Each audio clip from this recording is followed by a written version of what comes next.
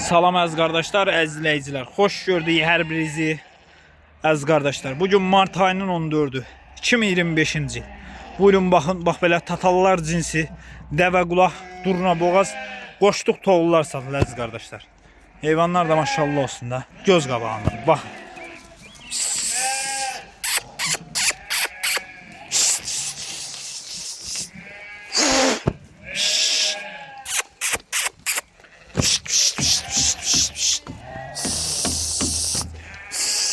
Kim hansını istəyirsə gəlib ala bilər.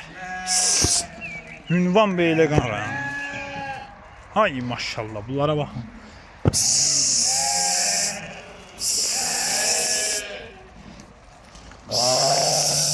Hamısı toğludur əziz qardaşlar. Heç birisi diş vurmuyor. Ha belə hamısı qoşduq eləyən toğullar. Kim almaq istəyir gəlsin ələ saxlasın, alsın. Ay maşallah. Buyurun bax.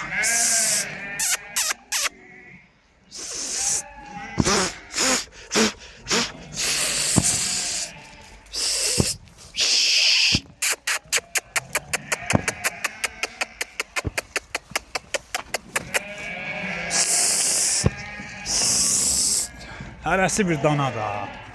Elə belə heyvanlardır.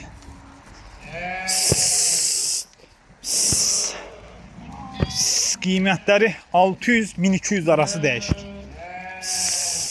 Buna bax. Vagondur, vagon.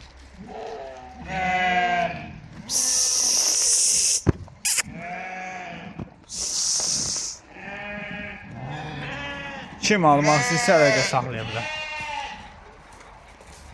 Əlaqə nömrəmiz səhifədə qeyd olunub.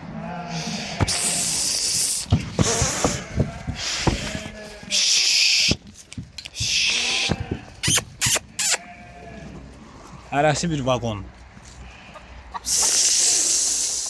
Ay maşallah.